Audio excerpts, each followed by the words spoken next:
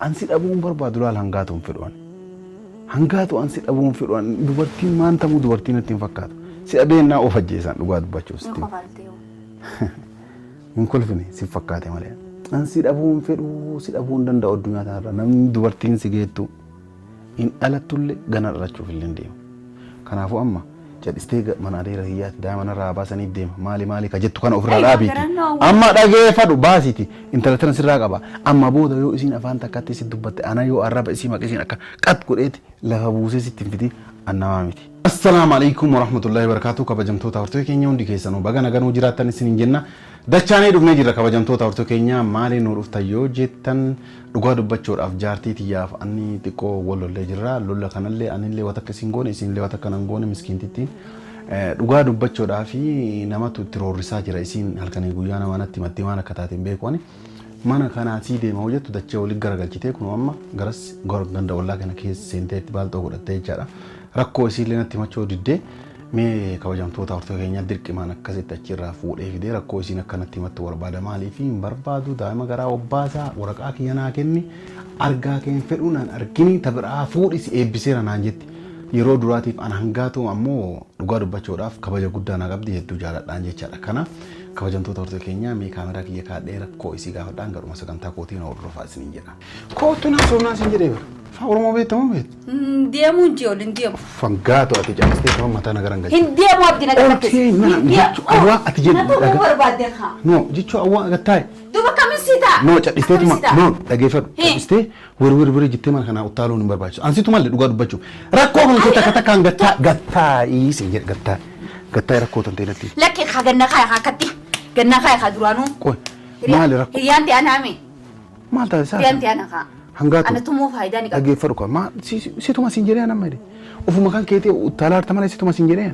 Tikkitti na tichi darbitee sina fidde sunoo maali qabdi? No takka sanii miti. Si kadhataaraa misaalaa kanatti haga namni nu kolfu durasi. Ani. Daa'ila maali wanni diddibatteetumaan uffatteetumaan callisteetumaan hin baar hin deemaar. Bakka deemtu sababni hin jiru fuula guurtee ammoo akkana jetta. Diddibattee dhiqadhu fuulallee kaayiti. Hin dhiqadhu. Hangaatu kaayii dhiqadhu. Hin dhiqadhu. Si waan abar. Bultii biyya tanaa mee abdii qoy. Waa'ee diddibata kiyyaa waa'ee rigata kiyyaa kana keessaa bayuume tamam. Ayyoo. Zaalikaan engadde kamnaan jette jaarsa kee jaarsa nadhoodha jaarsa kee jaarsa beeraa qabachuu dhabdee nutti afaan bantaanaa jette xiqqeenya kana aliyaa isi jirame jeetiin ganda fiddirmachiisanii. Anamma maal ta'e jedhe maal ta'e anamma maal yoo isin akkas jette maal maana naqee. Ati moo si baalagee kana gartee xiqqaa qalqallaa. Ammaal ta'e jennee. Waan kadhatteen isaanii kadhatte. Abboo rabbi himaa sitaan anzaalika ammata anzaalika ambar namuma raayuu deemii jedheeni tu zaalikaadha. Nurraa deemii birrii si kafala dhageeffadhu anaaf. Keessa tee barte hattuun jaantaa fi keessa boochi jaan hatticha tee keessa boochi jirta. Maal keessa boo'e rabbiin si kabajee. Mee akkam toosii barbaadame akkamiin ta'a. Mee ammaali jedhee anu bar rakkoo kan kee wallaalee bara. Waan kana godhe abdii qofa. Warra deemee warra deeraa ilmoo garaana jirtu tanaaf irraa baasee jireenya kiyya bultiiti ija keessa eega namni keessa dhaabbachaa oole akka nama tokkotti jaarsa kiyya kan nagayaa kaja dhalaan jalan deemne kadhalaan firraan kadhanne kadhalaan narraa gattaa hin jenneen salaaladhee heeru. Anatu dhalaa jala deeme. Eeywa. Eenyu jala deeme. Dadhabee. Wal dubbisaarra zaalika kan dubbisaarra anaa isii dubbisu argitee. Eeywa dubbisaa jirta maalirra dhaabbattee natti himatte isin. Kanumaan si fakkaate qofan dubbatiin an hangaatu. Maal na fakkaata? Si fakkaate maal na fakkaatu jirame akka waan hangaa zaalika jala deemaa nuti.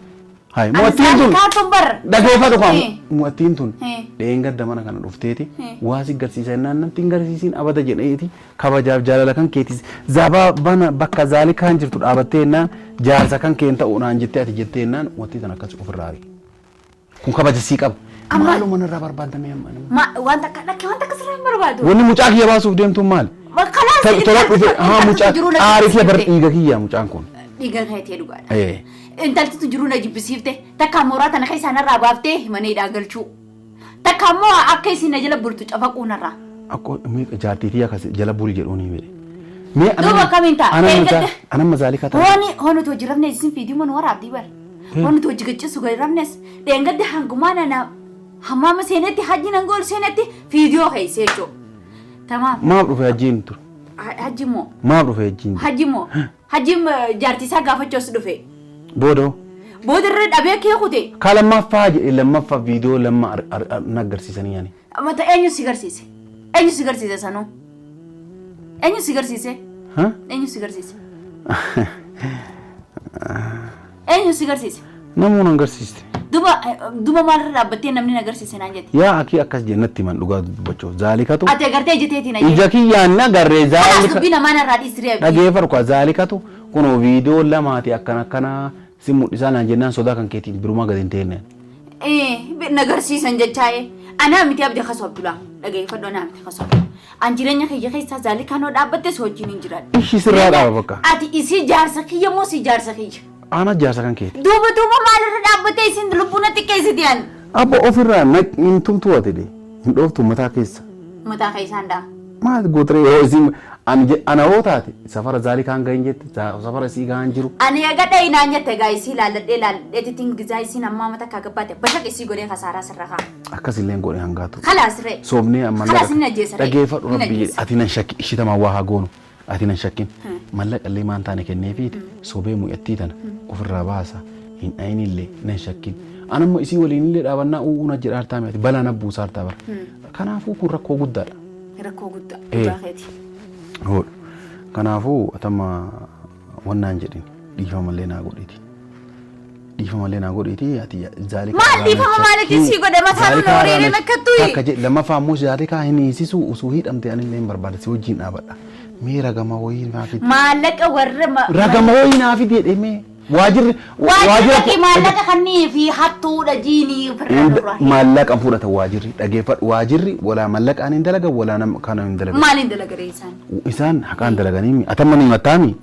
Maal si goote dhageeffadhu maal si goote si arrabsiti. Mirgasiiti si dhooftee siin jedhan. Sin dhoofnee miree. Ati jaarsa namaati maarra dhaabbattee jecha siin jette khalaas akkas ta'e. Ati situu himachuu danda'a waajjira poolisaati. Jaarsa kiyya maaliin maqaa dhoo. An akka isin hidhaa tanarraa hin baafnee hin barbaadan jaa maallaqallee isiniif hin kenna. Maallaqan fudhataniiti ragaa qabaattu malee isin hidhanii. Ragaa kamaan ragaa yoo ati mana fincaanii seentullee kaameraa fiddiimi. Kaameraa isaa 24 dhaamsin kaameraa kenna khalaas sitti miiraan hin dhaamsin kaameraa halkan qofa ofirraa dhaamsina. Sa'aatii isin fiddee kaameraa keettu kaameraa naa waraabuu sima achi booda wannaadha. Si galaami ammoo kaameraan isin deemtuun kaameraa dhooggaa saniin deemti. Yookaan isin matanaayyuu gawwaa miti kaameraa ati deemtuun san quba qabadhe yookaan suuraa kaasi kaameraan dhooggaadha. Kaameraan mootummaan biyya kana keessatti dhooggaatiin deemti kaameraa xiqqoo dhooggaa mamnuu suuqa keessatti hin gurguramu. Warri suuqaatu dhossee yoo si amanan qofa si gurguran. Sitti hin gurguran mallaqa keetiin kaameraa san bitachuu hin dandeessu. Duuba akkam ta'u amma akkamiin godhayye? Tamaam isii kaameraa keettu akkuma goote godhiiti gardee maaree mana banaa dhiisiiti yookaan hajjii waa maaree jedhe mana banaa dhiisiiti kaameraa kaawwadhuuti baay'ee isii dhuftee kaameraa keettu kaameraa naa qabu kun akkanatti waan akkana gooti isii kana hidhiitti ragaa godhadhuuti ni hisimna harka isii lamaan duwwaaqsine hisimna hatti tiitan ammoo atillee irraanan shakki rabbiin si qabeetiyan ansi dhabuun barbaadu laal hangaatuun fedhuwan. Hangaatu ansi dhabuun fedhuwan dubartiin maan tamuu dubartiin natti hin fakkaatu. Si dhabeen naa of ajjeesan dhugaa dubbachuus. Hin kolfine si fakkaate malee. Ansi dhabuun fedhuu si dhabuun danda'u addunyaa kanarra namni dubartiin si geettu hin dhalattullee gana dhalachuuf illee deema. Kanaafuu amma jal'istee mana adeera hiyyaatti daa'ima narraa baasanii deema maali ka jettu kana ofirraa dhaabiiti. Amma dhageeffadhu baasiiti intala tana sirraa qaba. Amma booda yoo isiin afaan takkatti si dubbatte ana yoo arraba isii maqisiin akka qat godheeti lafa buusee sitti hin fidi annamaa miti. Kanaafuu amma baalxoo kan kee baafadhuutti taa'e. Eessa deemtate malee? Ansi bira taa'aa baalxoo baafadhu sin jira arraba. Kaayi baafadhu. Naafotti. Amma na kana jibbeen jira bar deemuun fadha. Naa baafadhu baalxoo tan amma naafotti baafadhu sin jira. Anni hin deemaa laa hin baafadhu. Haya baalxoo baafadhu sin jira. Hin baafadhu abdi. Hin baafadhu. Maa waan hin baafadhu. Dhaqiitu meeyyamma amma dhaqiitu mijati duratti. Mee maan na goote dheetu malee. Maaliif waan san dalee dajiitu maqabee deemu? Naarillahi. Laa jechuun waan akkanaa lamuun dalagin jedha ammoo jedhiseetu. Maaliif jaartii tiyya dubbattaa jini yoo isin si jala halaama babbadaa deebistee akka balee diddiitii qotayyee. Hangaatu maali hunna akka. Kau akkas ta'uu baatteen hin deeman. Amma hangaatu dhaqeetuma atiin argiteetuma jedhisee mo'atti wata akkanaan godhintuma. Maal nu godhutti hin jirre kan kanaan alaamaa maali ulee fudhattee akka isin na tumtu barbaaddee jirtaarati. Si jalatti. Kalas baalxoo uffatu kaati.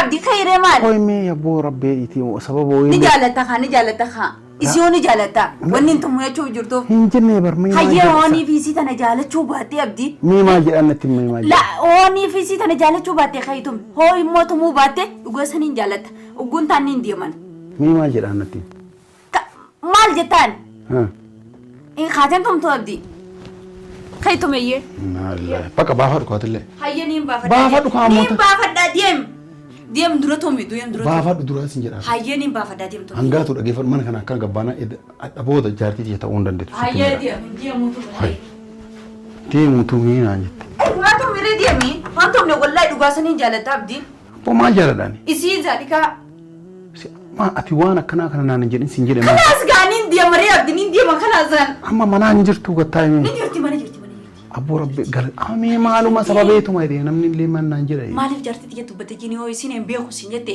dhaqi qabali